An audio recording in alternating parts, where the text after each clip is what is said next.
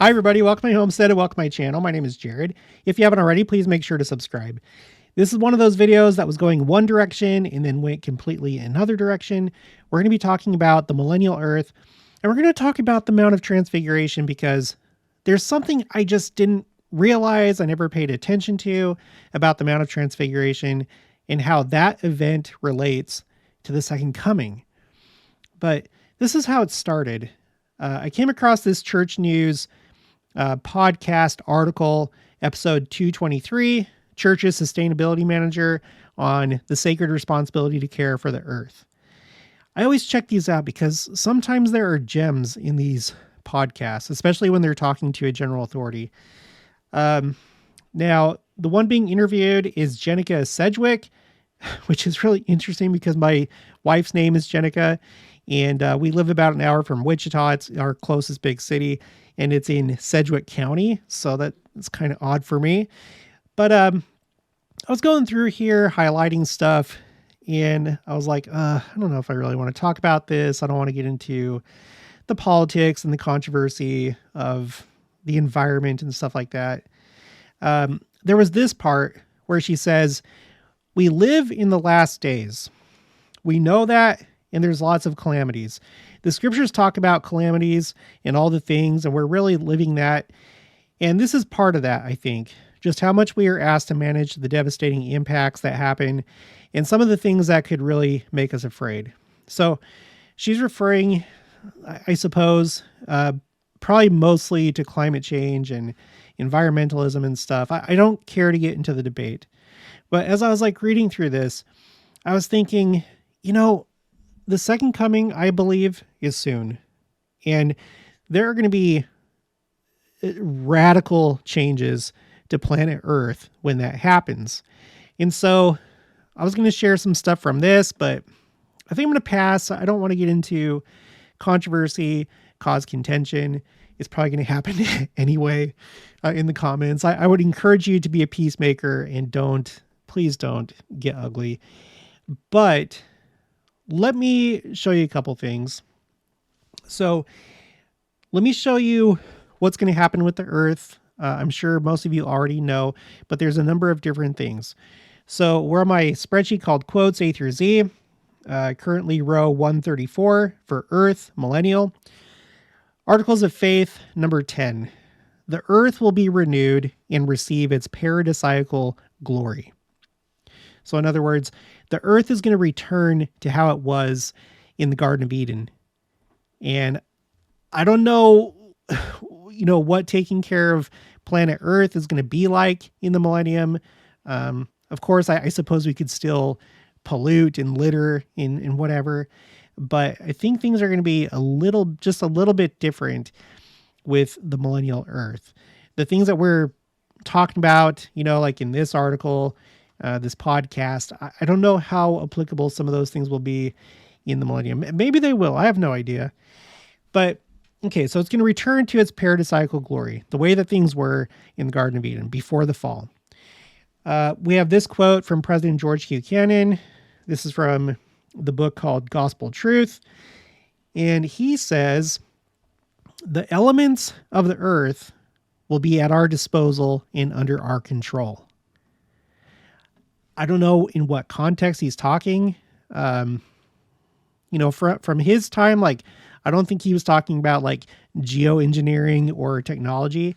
I think he was probably thinking in a spiritual sense that the elements of the earth would be at our disposal and under our control. He's the only one that I've seen say this, so maybe take it with a grain of salt, but I don't just throw these things out. I collect them. And if that's the case, then the things that we're worried about right now and debating about, and there's controversy about, it really may be a non-issue in the millennium if the elements of the earth are under our control.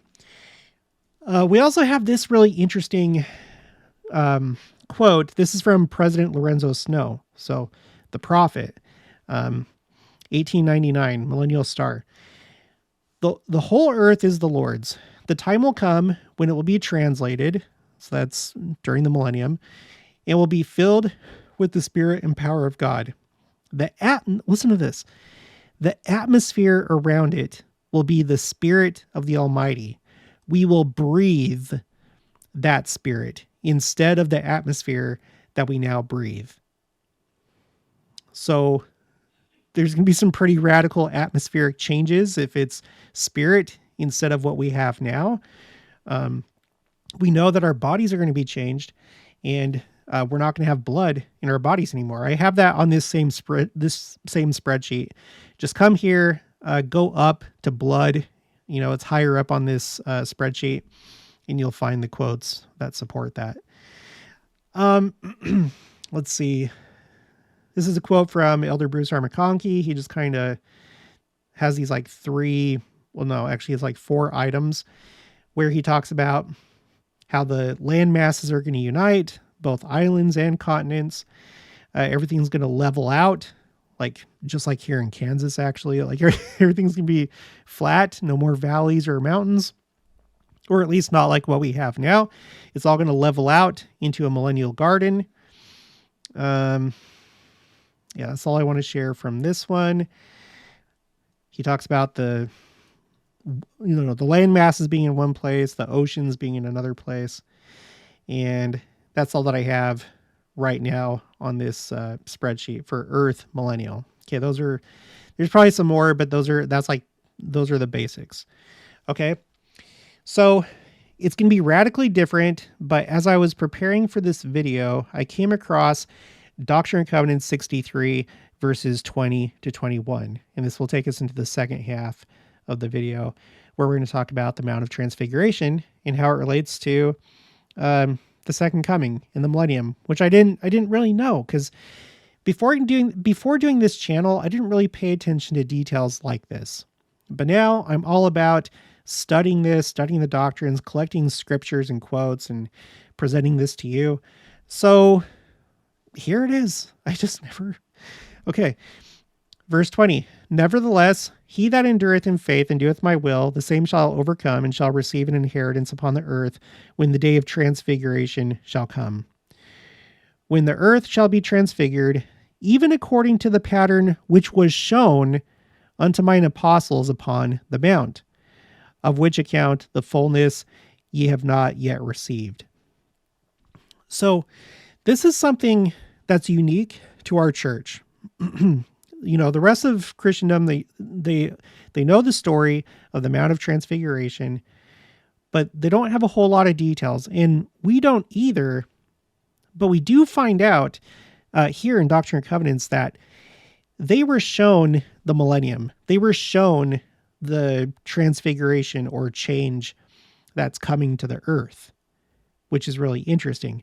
But not only that, we're going to go to History of the Church. This is volume 1, chapter 20. At the end of the chapter, I have the pages on my spreadsheet. I couldn't find the primary source for this. Usually you would go to Joseph Smith papers, but I couldn't find it. Maybe I just need to dig a little bit more.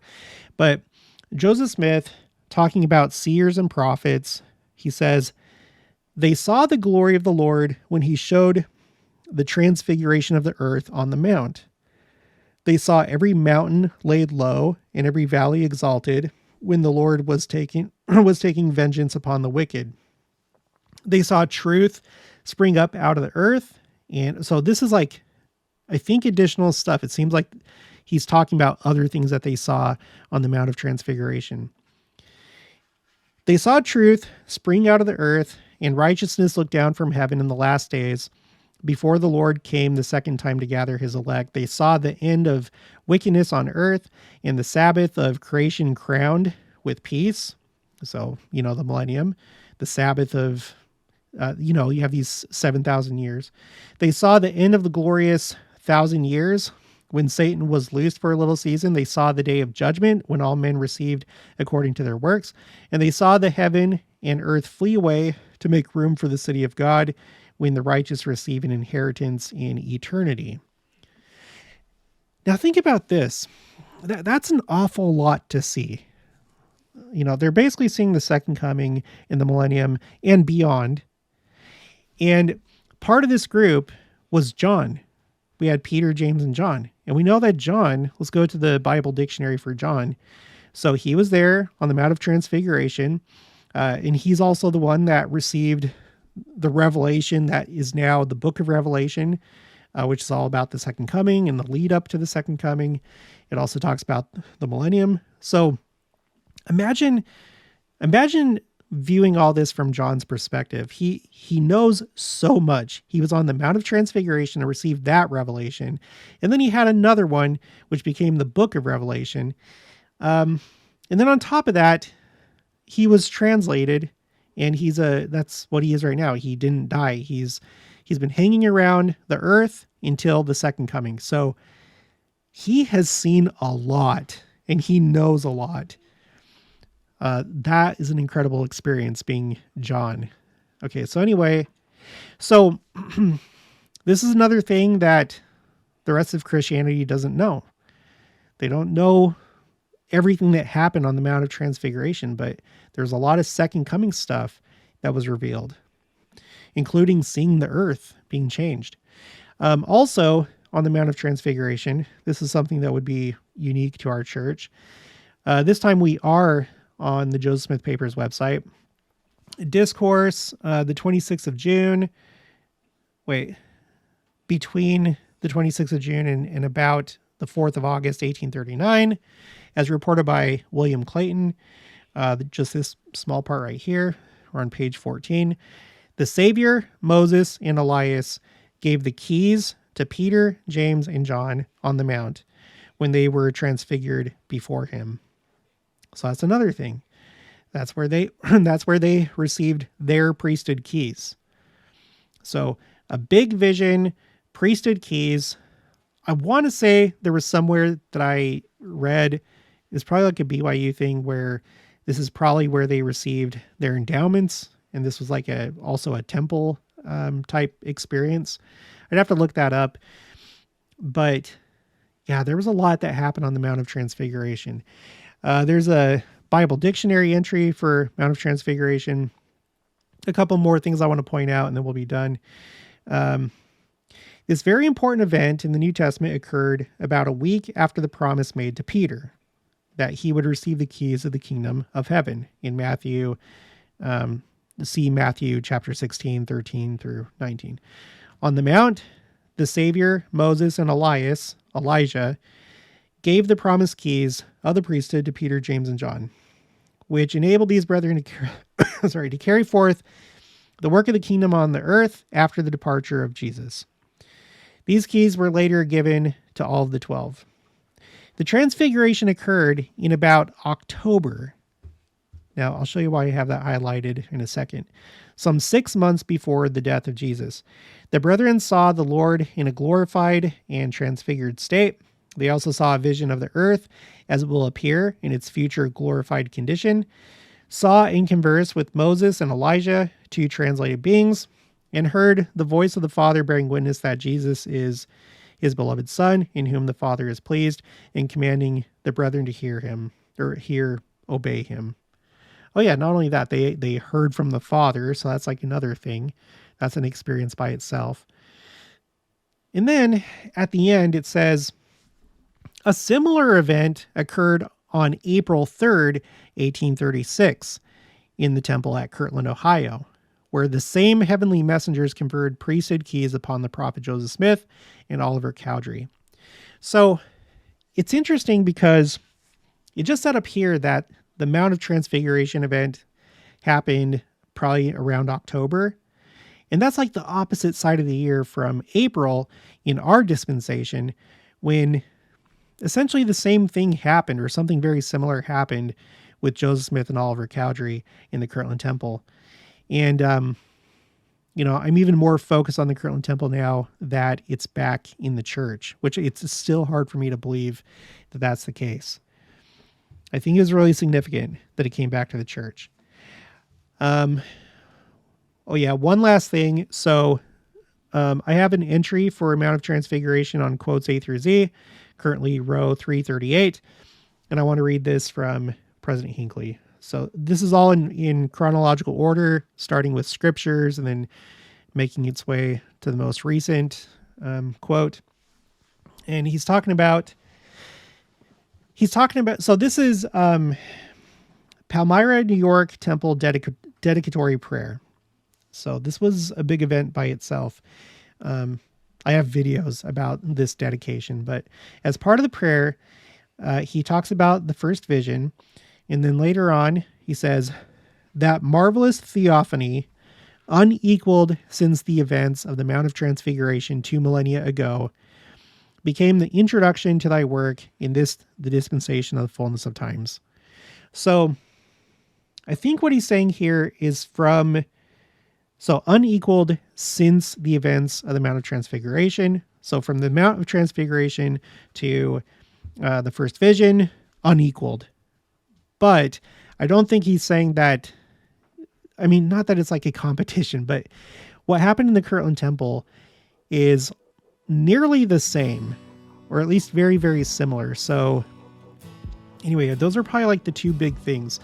The first vision, and then what happened in the Kirtland Temple. But I just wanted to point this out, that the Mount of Transfiguration was brought up in the Palmyra, New York Temple dedicatory prayer. Okay, well, that's it for this one. So if you haven't already, please make sure to subscribe, like this video if you liked it, leave your thoughts and opinions down in the comments below. Also make sure to share it, and I'll talk to you guys later.